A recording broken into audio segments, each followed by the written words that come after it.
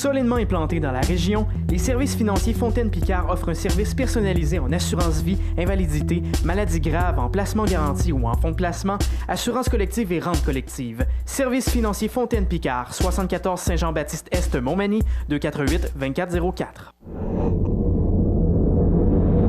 cmatv.ca. Frédéric Picard de Fontaine-Picard qui est avec nous tous les deux mardis. Bonjour Frédéric. Salut Michel. Ça va bien? Ça va très bien.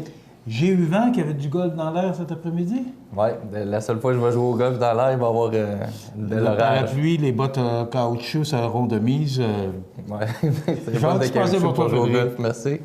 Canard mouillé.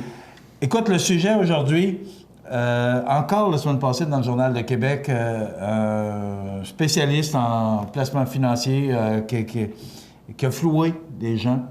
Et c'est de plus en plus populaire, cette histoire de flouer des gens qui essaient de placer leur argent pour leur retraite. Comment on peut éviter, Frédéric? C'est quoi les précautions à prendre pour éviter de se faire flouer? C'est trop dommage d'entendre encore des histoires comme ça puis d'en voir régulièrement. C'est dommage pour des clients qui voient leurs rêves, leur retraite, leur projet de voyage brisé à cause de ça. Puis, en plus, de ternir notre profession, puis de se faire imposer différents processus administratifs de plus en plus lourds. Alors, c'est vraiment dommage de plus en plus de voir ça. Mais écoutez, il faut en parler, il faut en discuter. C'est sûr que la solution numéro 1, c'est de faire affaire avec Services financiers Fontaine-Picard. Trêve de plaisanterie. Alors, écoutez, ça faisait notre chronique d'aujourd'hui. c'est ça. Il faut vraiment... Elle est bonne. Ben, écoutez, il l'a passé. Moi, j'y crois, mais faut quand même que les gens soient renseignés. Mais ce que tu dis, dans le fond, ça a tout son sens, parce que faut être capable ça de prend faire. des gens qui sont reconnus par l'AMF, qui est l'association, comment... L'autorité des marchés financiers, l'autorité. Ouais. Et il faut faire affaire avec des gens qui sont reconnus par les hautes instances. Déjà là, je pense que c'est le premier point le plus important, c'est de vérifier si les gens avec qui on fait des placements, qu'on fait un chèque, qu'on leur remet nos économies, ce ne soit pas n'importe qui. Ouais. Ça commence par là. C'est une première étape. Écoute, dans notre revue, on reçoit une revue à chaque mois de la sécurité financière qui vient de la Chambre de la sécurité financière, un organisme d'autoréglementation. Et puis, à chaque mois, dans ce magazine-là, on a différents avis de culpabilité qui sont décernés. On appelle ça on a ça à la fin, on en a une dizaine ce mois-ci, des avis disciplinaires qui vont de la radiation permanente d'un conseiller qui ne pourra plus jamais pratiquer à une amende là, de 2, 3, 4, 5 000 $, dépendamment de la gravité. Puis, la raison que j'ai pensé à parler de ça ce matin, c'est qu'il recense les différents revues des principaux manquements déontologiques en 2014. Alors, il recense qu'est-ce qui est le plus fréquent, qu'est-ce qui est le plus sévi, pénalisé dans l'industrie. Ou qui peut nous allumer le plus de lumière aussi là, pour... Oui, fait qu'on peut regarder ensemble là, brièvement qu'est-ce qui a été le plus puni cette année. L'intérêt du client qui doit primer. Ça, c'est une première étape, c'est très important. C'est très large comme définition. Mais si un conseiller vous approche avec un produit qu'il veut absolument vous vendre et puis qui vous pousse coûte que coûte ce produit-là, puis qui ne cherche pas en premier à vous connaître, votre intérêt, votre situation, les dangers qui peuvent arriver dans votre situation financière à long terme, probablement qu'il n'est pas en train d'avoir votre intérêt à cœur en premier lieu. Il est probablement en train de pousser un produit. Puis, il faudrait lui poser des questions à ce conseiller-là. C'est quoi ton intérêt à toi? Tu touches-tu une commission? Parce qu'évidemment, dans notre domaine, en assurance vie puis en placement, on touche des commissions. Alors, si cet intérêt de commission qu'on va être payé prime en premier pour le conseiller, eh bien, on peut pousser... Là, il y a un exemple ici là, d'un conseiller qui a conseillé une cliente qui avait un montant à investir de 325 000 $, d'investir ce montant-là dans une assurance vie.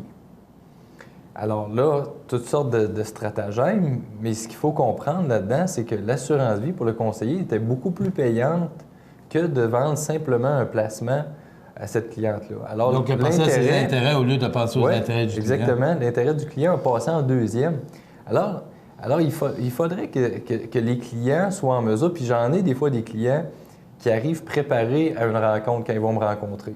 Soit, premièrement, il faut être capable de poser des questions aux conseillers. Qu'on s'intéresse ou qu'on ne s'intéresse pas aux finances, il faudrait avoir une petite opinion avant de s'asseoir avec un conseiller. Fait que ça, c'est soit en consultant des proches, des gens qu'on respecte, qu'on sait qu'ils peuvent avoir magasiné de l'assurance récemment, magasiné des placements, qui font des placements, des parents, des gens dans le milieu des affaires, des choses comme ça. Des gens à qui on a confiance, puis on pourrait dire, écoute, toi, comment tu as procédé, qu'est-ce que tu as comme produit, les choses comme ça, soit avant la rencontre ou après avoir eu une rencontre avec un conseiller financier, pour avoir une opinion.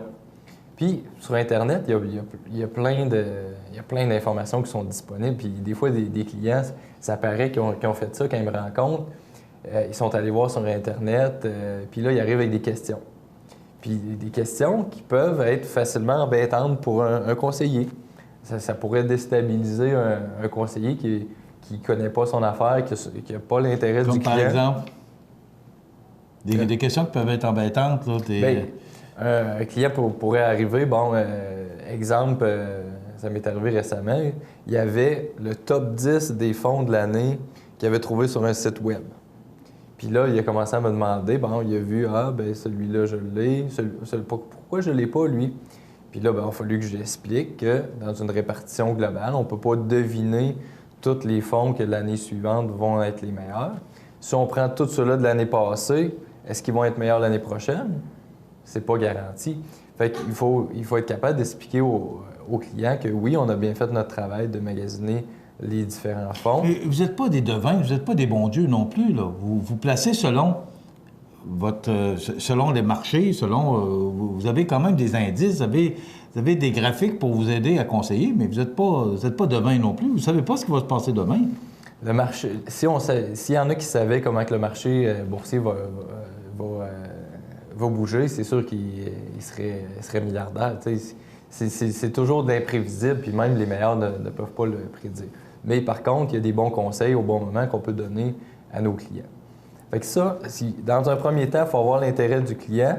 2, au niveau de l'argent. La deuxième chose la plus fréquente qui est reprochée à des conseillers, c'est de s'approprier de l'argent des clients. Ça, je ne comprends pas comment que ça peut encore arriver, mais de grâce, si vous prenez de l'assurance, vous prenez des placements, bien, payez pas en argent. Payez en chèque, que vous pouvez laisser des traces. Payez au nom de la compagnie duquel vous allez faire vos placements ou votre assurance. Mais faites jamais un chèque au nom du courtier, parce que nous, en tant que courtier, on n'est pas distributeur si vous investissez, faites un chèque à Frédéric Picard, je ne suis pas une compagnie d'assurance, je ne suis pas une compagnie de placement, alors je deviens un intermédiaire pour déposer. Alors là, c'est une question de confiance. Fait qu'il faut vraiment faire les chèques, pas déposer d'argent, mais faire des chèques au nom de compagnie auprès duquel on va déposer. C'est important ce que tu dis là, de faire un chèque au nom de la compagnie et non au nom du courtier. C'est ça. En argent, là, arrêtez de faire ça, c'est dangereux. Après ça, le troisième manquement, c'est de bien connaître son client. Si le conseiller a donné des conseils en n'ayant pas toute l'information, puis il n'a pas bien dirigé le client, à ce moment-là, il n'a pas fait son travail de façon assidue. Alors là, aussi, le client doit collaborer, doit nous donner du temps en tant que conseiller, pas avoir des rencontres de 5 minutes, puis bing bang, prendre l'assurance puis un placement. Il faut nous donner le temps de vous produire, si vous prenez l'assurance, une analyse de besoins financiers. C'est quoi votre besoin d'assurance? Si vous décidez demain matin, avez-vous des enfants, avez-vous une hypothèque, des emprunts, avez-vous des placements qui vont venir contrebalancer? Il faut faire votre portrait financier, puis ça, on va le faire, puis on va vous produire un beau rapport pour vous dire c'est quoi vos besoins. Puis même chose en placement. Il faut accélérer un petit peu, parce que le temps nous pousse, il en reste 2. Après ça, il y a l'important de favoriser le maintien en vigueur. Des conseillers qui vont vous conseiller de mettre fin systématiquement et régulièrement à de l'assurance, changer de compagnie de placement, bien, posez-vous la question et posez-leur la question s'ils touchent une commission à chaque fois que vous changez de produit de placement comme ça. Ça pourrait être l'intérêt du conseiller de faire ça et non l'intérêt du client. Après ça, il est important de transmettre de façon exacte et complète les informations du client. Dans une assurance vie, la plupart des gens ne savent pas ça, mais les 2 premières années, ici, il y a des déclarations qui n'ont pas été faites. L'assurance vie pourrait être considérée comme invalide ou l'assurance invalidité. Fait que si vous n'avez pas déclaré des visites au médecin, vous êtes allé visiter le médecin, c'est anodin, puis là, vous tombez invalide ou vous décédez dans les 2 premières années, puis l'assureur demande une revue de vos consultations médicales, puis il y en a qui n'ont pas été déclarées. L'assureur pourrait dire ce contrat-là n'existe pas parce qu'il y a des choses qui n'ont pas été déclarées. Les 2 premières années, très important. Fait que si vous communiquez les informations à votre conseiller, puis votre conseiller vous dit « Ah, c'est pas important de dire ça », c'est pas une bonne chose. C'est pas traduit de façon complète. La dernière, bien, je pense que c'est évident, là, c'est de falsifier la signature. Bien, là, ça va de soi. Là, c'est pas une pratique qui doit être admise dans notre industrie. Vous avez des questions? Allez donc le voir. En plus, il est dans le centre-ville maintenant, facile à trouver. Là. Oui, exactement. 74 Saint-Jean-Baptiste-Est. Oui, on est là. 248-2404, facile à retenir, 248-2404. Merci Frédéric, c'est toujours Merci, intéressant. Et moi, je retiens ça, ce qui est important, parce qu'on voit de plus en plus de gens qui se font prendre, attraper. Allez voir, d'abord, ce sont des gens connus. Et ça commence par là. Donc, déjà que ce sont des visages qu'on connaît, qui sont dans notre société, dans notre communauté, ça commence par là.